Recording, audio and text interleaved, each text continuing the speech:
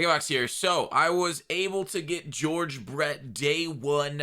We're gonna talk about if he's worth it. It's like $2,000, maybe even slightly more than that. But we're gonna show clips in. We're gonna go through them. That's mostly at the end of the video. But I do want to go over a few things in Diamond Dynasty first before we get to George Brett and fully give like the clips on him and everything, thoughts about him. Overall, yeah, it was a little bit of a grind, but it's been kind of been like a whole year grind to hang out of those cards and everything. But anyways, the rest of the program, I want to talk about that. I will talk about the big collection and the little bit of the diggishness that SDS put in there for us. But future of the franchise, I want to hear from you guys first on this.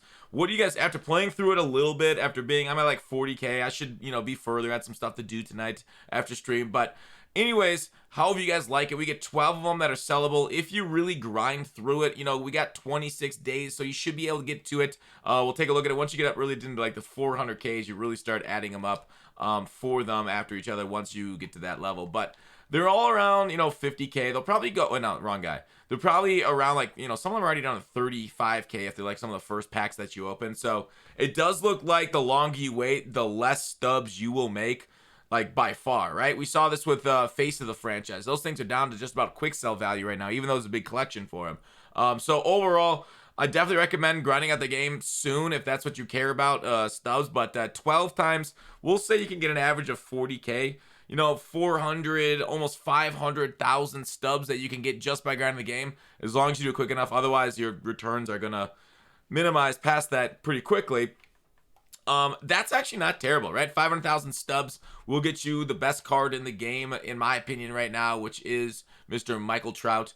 Also, you could spread it out. Some on Delgado and many people. You could lock in Babe Ruth, but I definitely recommend Live Series still. But overall, like, is it worth it? Live Series right now is just really Randy Johnson. Now that we have a bunch of like 95 overalls, it might be, it might be time to weigh your options of not finishing off Live Series, because we're kind of getting to that point where, hey man, we're getting some competitive, some guys with like Outlier here that are a little cheaper. Is it worth it going all the way to Randy Johnson to lock it in when there's so many other cards here that are not going to start competing? Like, who besides for like Mike Trout and I don't know, is Roberto Clemente. I would not say Frank Thomas is worth it. Clemente, I've always struggled hitting with him. It might be time to switch off of it. But anyways, let's talk about the dick move, right? It was a little frustrating, I think, with the flashbacks today. The fact that, Face of the franchise coming in, future stars, or future of the franchise, these were cool, right? This was fine, whatever, bring it in. We could skip it for the big collection. The big dick move by EA this time, or SDS EA, they're really, sometimes doing similar things to us, but was kind of like time locking a few of these cards, right? Like, because you had to like get some stuff. Like, obviously, if you have time, you can go ahead and grind through it, grab them. It's pretty cheap, pretty easy to get things. But like, some of us like to blitz through it, right? You hear a lot of people talk about, oh, don't worry, just do it over time. That's cool, but like, don't forget the people that want to do it right away too. Like, don't forget about us people that are no-lifers that have either done this no money spent or all money spent like myself. So like, I don't know, it was a little frustrating. Like, if this Joe Carter, if these things would have came during the Roy Halladay promo, if they had 30 of these guys, awesome, right? Like, why was Halladay like, a half dozen dudes, and this one is 60 dudes on one day? It's because of the collection. It's definitely because of it. I don't know. Really wish they would have spread that out a little bit more, because a lot of those cards, like, they're just basically useless. They're literally just collection fodder. So it's a little frustrating that they decided to make it even harder day one to complete it. Maybe that's just to like get whales to spend money, and that's kind of what it feels like. Is like they're really doing more things to try and get whales to spend money because they want to get it done day one, have George Brett right away, okay? So, yeah, I definitely want to hear from you guys what you think so far of the program, everything. Let me hear your rankings out of 10 in the comments. Let's talk about George Brett, though. Let's go through a few of his clips here from stream and a little bit after stream. Now, all these things are on All-Star. I saw a stat. Somebody added up. They calculated out Legend versus Hall of Fame versus All-Star levels, who hits where. And basically, it was like over 90% of the people that play this game play it on All-Star, okay?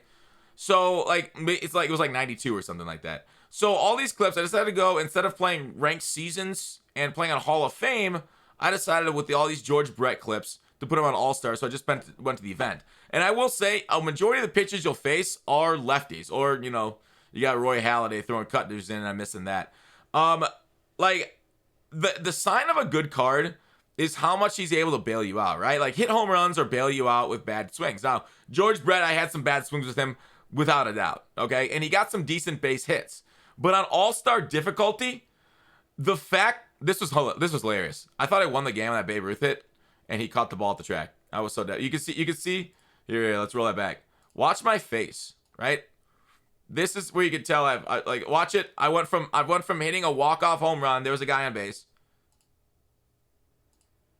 to dying inside. So I just wanted to include that hit. And like that's Babe Ruth, right? You see his power. Now watch how like George Brett's swinging the ball. Okay, like now a lot of this is really bad PCI placement, but perfect double. Okay, and that's kind of like George Brett's got a very level swing, which I think plays really well at Hall of Fame, legend difficulty. Guys like greatest guys in the entire game playing on legend difficulty for all their games. I think George Brett, just like Clemente with 125 power, his 125 contact, is really nice for them because there's a little bit more margin of error. But for guys playing on All-Star, I don't feel like that's like a BS hit on a bad input. That's great. That's 125 contact. I don't feel like it's really worth it, right? Well, I'll compare him to other cards here that I feel like on All-Star difficulty might be better. Like this card, $2,000. Like this is wild. I'm just hitting bad. Okay, like these are all just like bad. I have a few perfects in here, but I just want to show like if you don't put good inputs into a card, it doesn't matter in this game. It's not gonna do well. But when you do put good inputs, and George Brett is getting singles and doubles off of him, he doesn't really have like the fly ball swing almost, it feels like. There I just like chopped it late, 125, 110. And because so much of because SDS forgot righties really exist, they all give us a whole bunch of lefties. It's very frustrating. Okay, he's a whole field hitter. So he'll slap it all around the field. He doesn't really have the big drive loft that you got guys like Babe Ruth having. So I was kind of unimpressed at All-Star. Now we'll try obviously more. That's a small sample size. One day is not great. But if I'm looking at third base, I might actually like just on All-Star level Suarez a little bit better because he's got 125 power, 119 power left. Obviously contact left ain't great. Not total speed, better arm, worse fielding than George Brett. George Brett's got really nice fielding at 89 there, 74 speed on him. But overall, I'm facing a majority lefty, so I really only am in most of the time going 96 power with George Brett. And that's kind of tough to really drive the ball over some of the deeper fences that people seem to want to play at. So overall, is he worth it? Absolutely not, dude. Grind him through the year, it's going to get a lot cheaper, especially as you get more legends and stuff, more program cards. 100%. George Brett is cool. I really do enjoy the card. But I think for the price that they put him out, and you're like, oh, that's what they put out every card at. It's not true, right? Look at this, right? George Brett costs between 2.5 million and 3.2 million stubs, right? 3 million stubs is $2,000. Buying 150,000 stubs at a time, okay? And you're like, oh, that's like Mariano Rivera. Last year, Mariano Rivera was 435,000 stubs to 2 million at the worst that you could spend. All right, and he's 2.5 minimum. He is way worse than Rivera. Way more pay to win.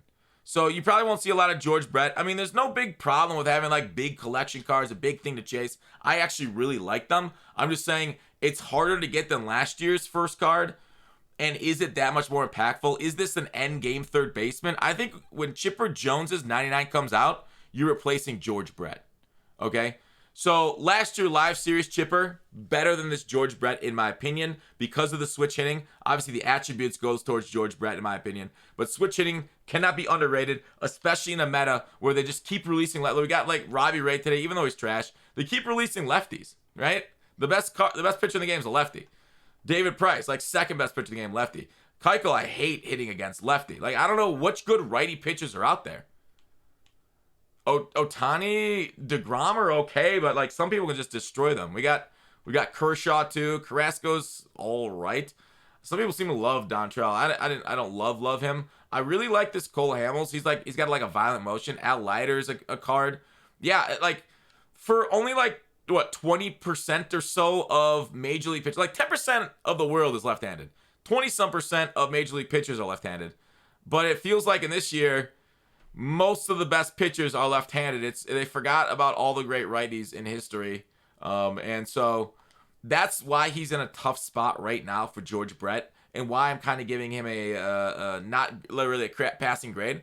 Great card. Don't get me wrong. I'm not trying to poop on him. I'm just trying to say my honest thoughts on the card. Insane attributes. But you're still going to have to execute on the field. This will not be an ultimate bailout button, right?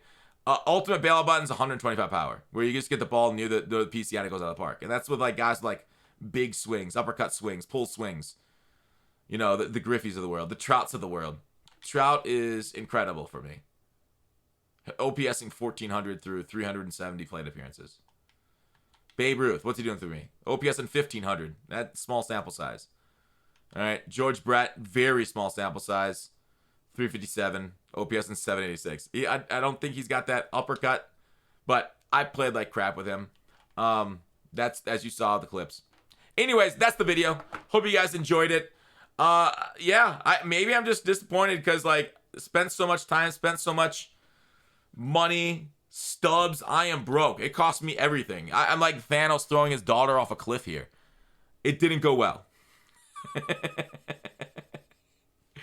But hopefully it'll turn around. Also, like sometimes with debut cards, you just get a little too hyped to hit with them, and that could be a problem. I did get 2 perfects with them though, man. Which makes it's easier to get perfects 120 for contact. I will say that. But that's it. That's the video. I'm not gonna ramble anymore about George Brett. We'll rank the face of the franchise here soon on the channel. Until then, I'll see ya.